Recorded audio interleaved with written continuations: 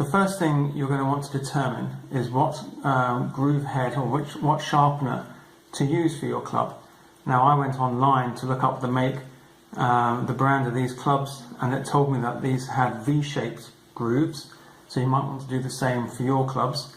If you can't find out online, you might be able to see the grooves themselves to get an idea for which of these would be, or which of these heads would be the best fit.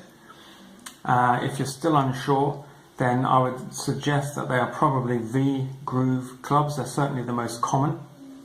And if you have V-groove clubs, then the groove head or the sharpener head to use would be one of these two, would be your best bet. But you can also just try them for size in there and see which ones fit the best. You can see I've used this a few times before, and so that's showing a few signs of wear. So that's the one that's most the best fit for my club.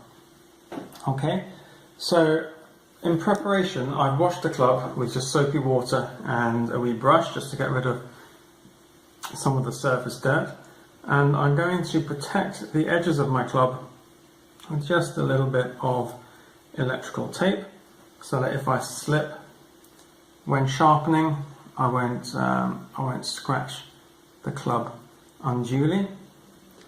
And then I'm going to apply a little bit of lubricant. I'm using WD-40, but you can use whatever you have to hand. If you've got a bike shed or something, a bit of bike oil will do the job, but I'm going to use a bit of WD-40, it's perfect. And with the head that I've determined is the most appropriate for the club, I'm going to start firmly, but not too firmly, just running the sharpener along that groove. I'm going to give it maybe 3 or 4 goes on that before I start to increase the pressure. And actually you can already see that this bottom groove is a little more silvery than it was. I'm going to press down a little bit harder and you can start to see some more gunk coming out, or just the groove itself just being filed a little sharper. And I can go up and down if I wish. I tend to just go in one direction, and you can just see now how we're just shaving off a little bit of the collapsed groove profile. If I give that a wipe here, you can see that, and I can see that the groove itself is already looking a good bit healthier than it was. So on a rainy Saturday afternoon, I might spend a little bit of time going over all my clubs here.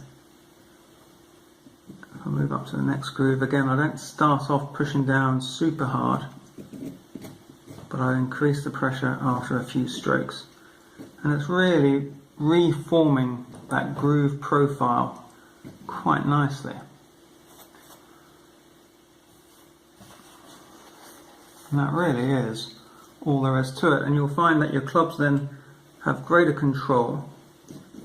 You'll get greater amount of backspin. And your game will get just a bit more consistent because you know the kind of amount of backspin you're going to be generating. And that really is all there is to it. Just wipe away the sort of the shavings that come off as you sharpen. But you can see, well, hopefully you can see, I can certainly see from here that this is going to be a big improvement. And these clubs probably 3 or 4 years old now,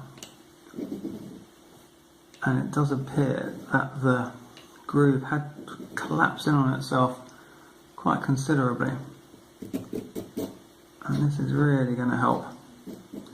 So hopefully that will help you too, and we can all get a bit more control around the green and on our approach shots. Okay, thank you.